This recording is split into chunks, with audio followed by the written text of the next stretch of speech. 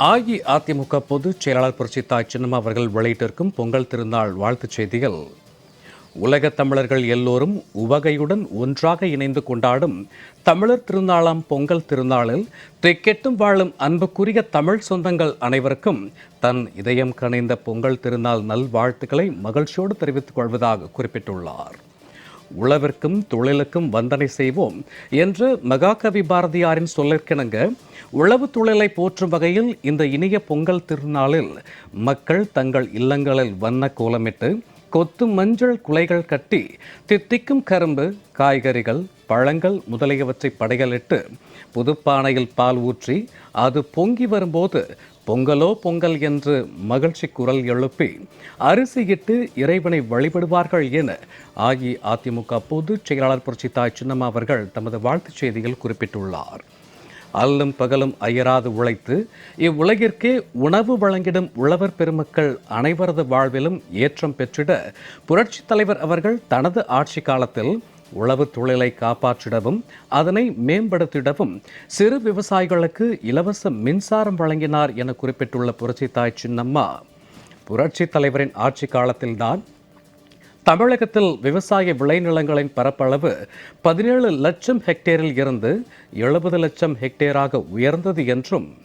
இந்தியாவிலேயே கரும்பு விளைச்சலில் தமிழகம் முதல் இடத்திலும் நெல் உற்பத்தியில் 2ஆம் இடத்திலும் இருந்ததை இந்நேரத்தில் நினைவு கூற விரும்புவதாகவும் அஇஅதிமுக பொதுச் செயலாளர் புரட்சித்தாய் சின்னம்மா அவர்கள் தமது பொங்கல் திருநாள் வாழ்த்துச் செய்தியில் குறிப்பிட்டுள்ளார். அதேபோன்று புரட்சித் தலைவி அம்மா அவர்களும் உழவர் பெருமக்களின் நலனை பேணி காத்திடவும் அவர்களின் வாழ்வு வளம் பெறவும் தமிழகத்தில் 2ஆம் பசுமை புரட்சியை ஏற்படுத்திடவும் விவசாயிகள் மற்றும் விவசாய தொழிலாளர்களின் குடும்பத்தினருக்கு வாழ்நாள் முழுவதும் உறுதுணையாக இருக்கும் வகையில் எண்ணற்ற திட்டங்களை நாட்டிற்கு அர்ப்பணித்தார் என்றும் தமது பொங்கல் திருநாள் வாழ்த்துச் செய்தியில் அஇஅதிமுக பொதுச் செயலாளர் புரட்சித்தாய் சின்னம்மா அவர்கள் குறிப்பிட்டுள்ளார். அதிலும் குறிப்பாக புரட்சித் தலைவி அம்மா அவர்கள் உழவர் பாதுகாப்பு திட்டம் கொண்டு வந்ததன் மூலம் தமிழகத்தில் விவசாய தொழில் தன்னிறைவு அடைந்ததை யாராலும் மறுக்க முடியாது என்றும், புரட்சித் தலைவி அம்மா அவர்கள் கொண்டு வந்த உழவர் பாதுகாப்பு திட்டத்தின் மூலம் நெல் சாகுபடி உற்பத்தி திறனை மேம்படுத்தும் வகையில் திருந்திய நெல் சாகுபடி முறையில் பயிரிடப்படும் பரப்பினை அதிகரித்தல், பயறு வகைகள் சாகுபடியை பெருக்குதல், தரிசு நிலங்களை சாகுபடிக்கு கொண்டு வருதல்,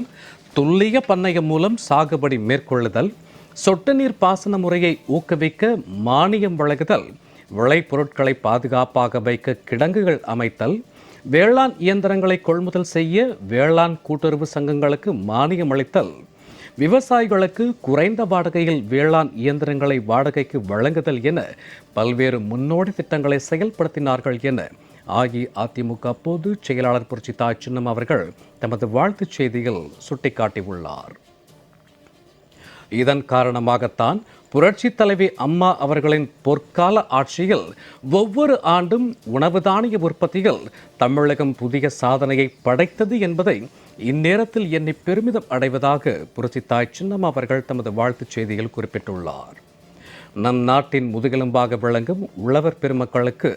என்றென்றும் உறுதுணையாகவும் விவசாயத்தை அழிந்திடாமல் பாதுகாத்திடவும் நாம் அனைவரும் குறிப்பாக இளம் தலைமுறையினர் முன் வர வேண்டும் என அன்போடு கேட்டுக்கொள்வதாக புரட்சித்தாய் சின்னம்மா அவர்கள் கேட்டுக்கொண்டுள்ளார்.